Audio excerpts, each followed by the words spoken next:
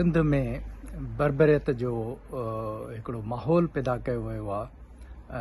उन जी असां सख़्तु लफ़्ज़नि में मज़म्मत कयूं था ऐं ॿ धरणे खां पोइ ख़ुसूसन मोरे जे वाक़े खां पोइ ही रियासत ऐं उन जूं वायूं जेके आहिनि से बताल थियल आहिनि ऐं उहे सफ़ा जेके आहिनि से छिता थी पिया आहिनि ऐं ॻोठ लॻारी जे मथां उन्हनि जे केतिरा ई जेके आहिनि से माण्हू जेके आहिनि से गिरफ़्तार कया विया आहिनि ऐं उहे जेके आहिनि से डिसअपियर कया विया आहिनि। ज़ुल्म जी इहा हद आहे। हुननि जा जेके शहीद थियल आहिनि, ज़ाहिद लॻारी या इरफ़ान लॻारी या उन्हनि जा जेके ज़ख़्मी हिकिड़ा क़ौमी कारकुन बि आहिनि, उन्हनि जी जेके असां का बि जेके असां FIR कटण लाइ तयारु न आहिनि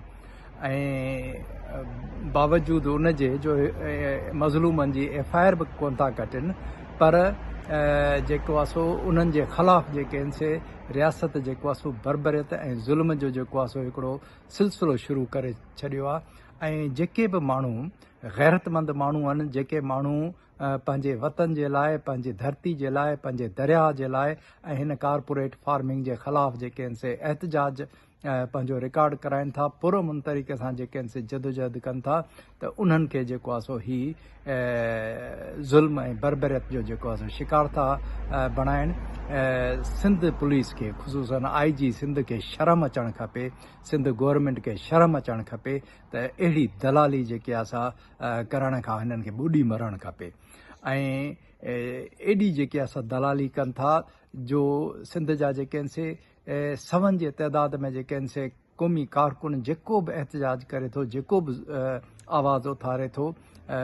इनाम अब्बासी समेत जेके आहिनि से सिंध जा जेके आहिनि से सभई कारकुन जेके आहिनि से डिसअपियर कया विया आहिनि। उन्हनि जी जेकी असां जेतिरी बि मज़म्मत कजे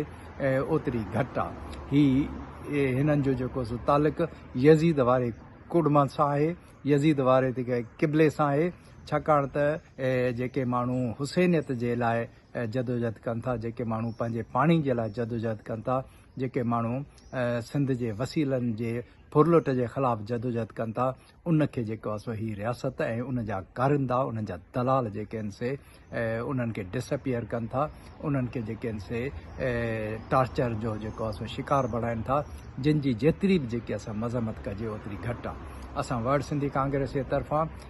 इन्हनि मसइलनि खे जेको आहे सो आलमी इदारनि ताईं उजागर कयो बि आहे ऐं कंदा रहंदासीं। ऐं असां जेके आहिनि से इन केस खे जेको आहे सो सॼी दुनिया जे अॻियां जेके आहिनि से पेश कंदासीं ऐं इहो आवाज़ु जेको आहे सो इंटरनेशनल इदारनि ताईं जेको आहे सो ज़रूरु पहुचंदो। ऐं जेके असां उन वक़्त ताईं जेको आहे सो ख़ामोश न वेहंदासीं जेसि ताईं जेको आहे सो सिंधी माण्हुनि सां जेको आहे हीउ ज़ुल्म, ज़्यादती ऐं जबर जो सिलसिलो बंदि नथो कयो वञे। इंटरनेशनल कानून मुताबिक़ जेके आहिनि से हीअ जेकी डिसअपियरेंसिस कनि था या जेको ज़ुल्म ऐं जबर कनि था सिंधी माण्हुनि जे ख़िलाफ़ु या सिंधी क़ौमी कारकुननि जे ख़िलाफ़ु ऐं ॻोठनि ते जेके आहिनि से घेरा करे जेके आहिनि से उन्हनि खे माण्हुनि खे जेके आहिनि से तंग कनि था, उन्हनि जा घर ड्राइनि था, उन्हनि जा दुकान ड्राइनि था, उन्हनि सां ज़ुल्म ऐं ज़्यादती जो जेको आहे सो सिलसिलो कनि था, हिरासमेंट जो जेको सिलसिलो कनि था, उन जे ख़िलाफ़ु जेका असां भरपूर क़िस्म जो जेको आहे सो इंटरनेशनल सतह ते बि जेको आहे सो आवाज़ु उथारियो वेंदो। ऐं जेको आहे सो लोकली बि जेके आहिनि से असां सिंधी माण्हुनि खे चऊं था त हीउ वक़्तु आहे सिफ़बंदी जो। हिन टाइम ते जेको आहे सो तव्हां यज़ीदियत जे पासे था बीहो या जेको आहे सो हुसैनियत जे पासे था बीहो। हीउ टाइम आहे त सिंध जे माण्हुनि जे लाइ जेके आहिनि से सिंधी माण्हुनि सां गॾु बीहो, सिंधी क़ौम सां गॾु बीहो, पंहिंजे वतन सां गॾु बीहो, पंहिंजे धरती सां गॾु बीहो। सिंध जे गद्दारनि जे सिफ़ुनि में जेको आहे सो पंहिंजो नालो न लिखायो। अॼु जेको आहे सो असांखे ख़ामोश वेहण बि जेको आहे सो जुर्म सम्झो थो वञे ऐं जेको आहे सो असां सभिनी खे जेको आहे सो ख़ामोश न वेहणु खपे। जंहिंखां जेतिरो बि थी सघे उहो एहतजाज, उहो सिलसिलो ऐं जेको आहे सो पंहिंजो आवाज़ु बुलंद करे त जीअं जेके असां हिन ज़ुल्म ऐं बरबरियत जे ख़िलाफ़ु मज़बूत ऐं भरपूर क़िस्म जो आवाज़ु उथारियो वञे।